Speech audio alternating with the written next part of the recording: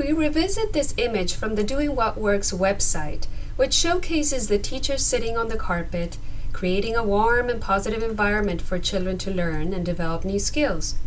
The roles of the teacher and children are portrayed in this illustration, where the teacher's role begins as a guide. Then the teacher and child engage in dialogue, and lastly, the child becomes the storyteller. It is important to focus on the interaction between the teacher and the child, as he or she facilitates the child becoming a storyteller. This can be accomplished in a variety of settings, depending on the age of the children and classroom accommodations. During dialogic reading routines, emphasis is placed on the process, on questioning techniques and children's responses.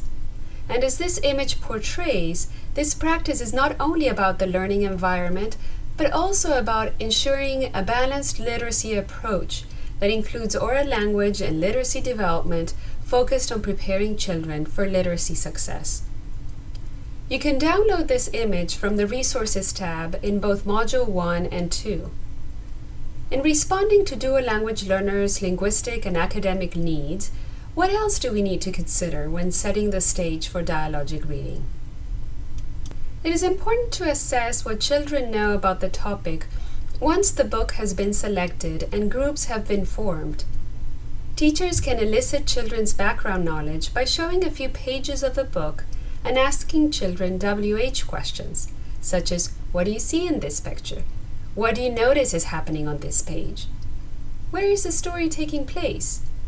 These questions are not based on the story plot, but whether the children can label the characters, environment, and actions that are taking place.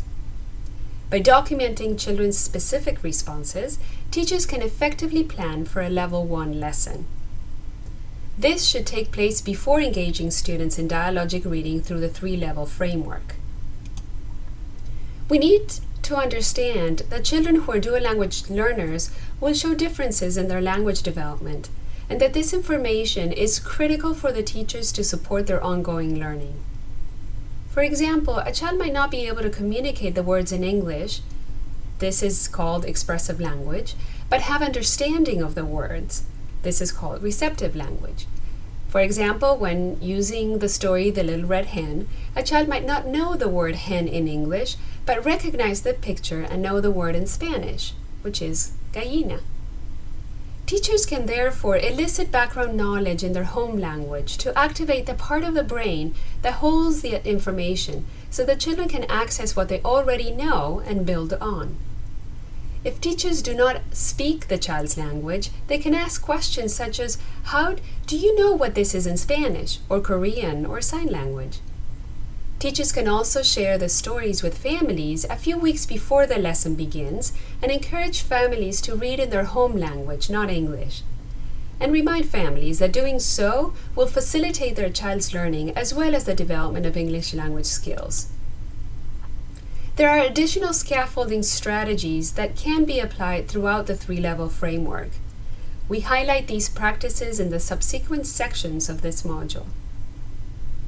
The learning environment has to be carefully planned to ensure an ideal learning atmosphere that provides a positive climate for physical, social, emotional, and cognitive learning. This physical space should promote children's enjoyment, motivation, and continued development of positive relationships with teachers and peers during dialogic reading experiences. While dialogic reading follows an instructional sequence, the instructional approach is interactive, practical, enjoyable, and suitable for the learning needs of young children.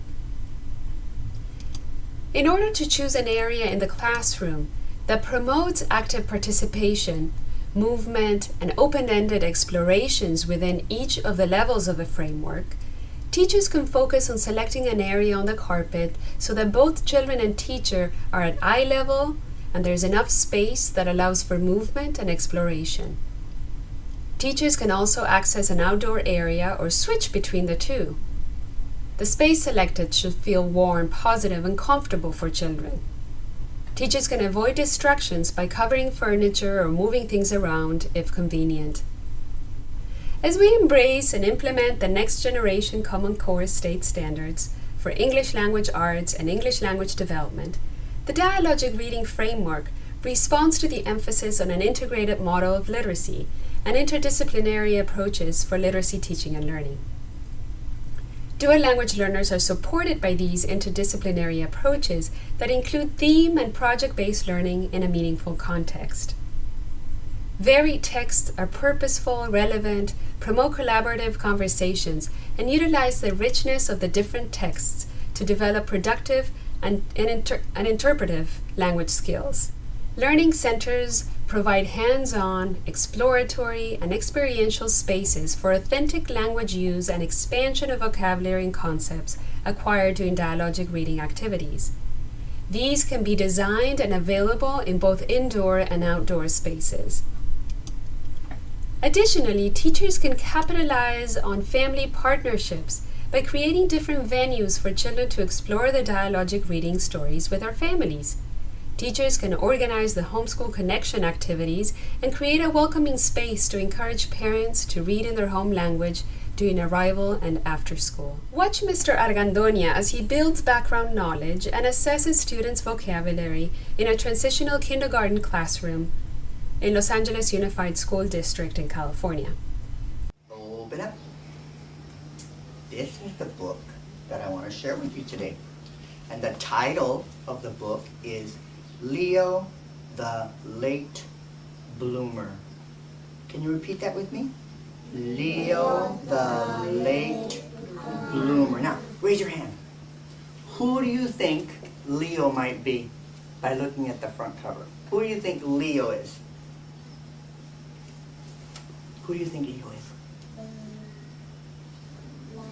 The lion. Okay, that animal right there. Okay, that lion calls a tiger. Can you say that? Tiger. I brought 2 flowers. Okay? And these 2 flowers are from my garden. I went and picked them last night, really, really late. One of them is blooming. The other one is not blooming. Blooming. En español, la palabra es florecer. Which one do you think is blooming? Point to the one that you think is blooming. This one? You're right. This one is blooming. It's opened. This one has not opened. And this part right here is called the bud. Say that. Bud. So here we have the same flower. This is the bud. And this one has bloomed. It's opened up. So with your hands, let's all make a bud. Go like this. Do they kind of look like this? Do they kind of look the same? A little bit? Yeah. So here's the bud. And now very slowly, we're going to make the bud bloom. We're going to make it open up. Are you ready? Watch us.